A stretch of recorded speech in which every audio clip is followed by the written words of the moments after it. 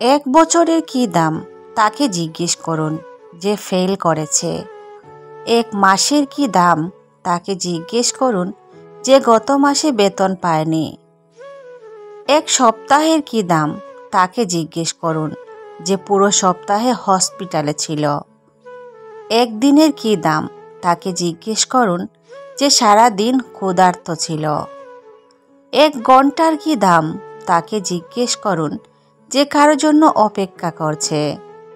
এক মিনিটের কি দাম তাকে জিজ্ঞেস করুন যে এক মিনিটের জন্য ট্রেন পায়নি। ভাঙ্গা মন নিয়ে যে হাসতে জানে তার মতো শক্তিশালী মানুষ খুঁজে পাওয়া কষ্টকর। তুমি যদি কাউকে একবার মিথ্যা কথা বলো, তাহলে তার কাছে তোমার সব সত্য কথাতেও প্রশ্ন চিহ্ন থাকবে। চোখ থেকে বের হওয়া জল হয়তো মোছা যায়, কিন্তু যার কারণে ঝরে তাকে সহজে মুছে ফেলা যায় না। কাউকে খুব বেশি ভালো মন্দ বুঝাতে যাবেন না, এতে আপনি নিজেই খারাপ হয়ে যাবেন। বরং তাকে ছেড়ে দিন। সে যখন টকবে বা বিপদে পড়বে, তখন সে এমনিতেই আপনার মূল্য বুঝতে পারবে।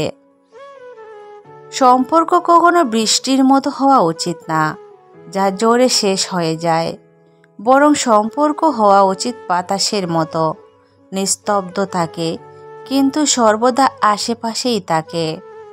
যে তোমাকে মন থেকে ভালোবাসবে, সে এই একটি জিনিস তোমার কাছে চাইবেই, আর তা হলো সম্পর্কটাকে শেষ পর্যন্ত নিয়ে যাওয়া। 90% পুরুষ শাশুড়িকে মায়ের মতো সম্মান করে, 80% মেয়ে শাশুড়িকে পরিবারের বোঝা মনে করে।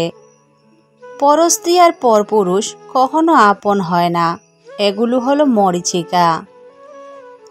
জীবনে চলার পথে নিজের ক্যারিয়ারটা যখন নিজেকেই তৈরি করে নিতে হবে, সেখানে কাউকে তোয়াক্কা না করাই ভালো। কলম যতই দামি হোক, ভিতরে কালি না থাকলে যেমন তা মূল্যহীন, তেমনি মানুষ যতই শিক্ষিত হোক না কেন, মনুষ্যত্ববোধ না থাকলে সেই শিক্ষা মূল্যহীন। যে স্বামী স্ত্রীর ছোটোখাটো ভুলগুলোর ব্যাপারে বারবার স্ত্রীকে অপমানজনক কথায় আঘাত করে এবং গোপনে অন্য মানুষদের কাছে স্ত্রীর সম্পর্কে নোংরা মন্তব্য করতে পারে, সেই স্বামী হলো ভয়ানক সন্দেহপ্রবণ একটা মানুষ। তার কাছে স্ত্রীর পবিত্র ভালোবাসার কোনো মূল্য নেই।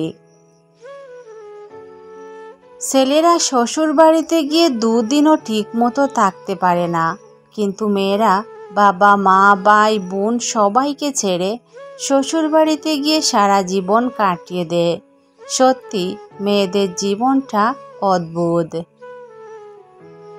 ভালোবাসা এমনই হওয়া দরকার যে আমাকে অন্য কারোর সাথে কথা বলতে দেখলে সে আমাকে রাগ দেখিয়ে জোর কাটিয়ে বলবে, তুই শুধু আমার সাথে কথা বলবি, অন্য কারোর সাথে না।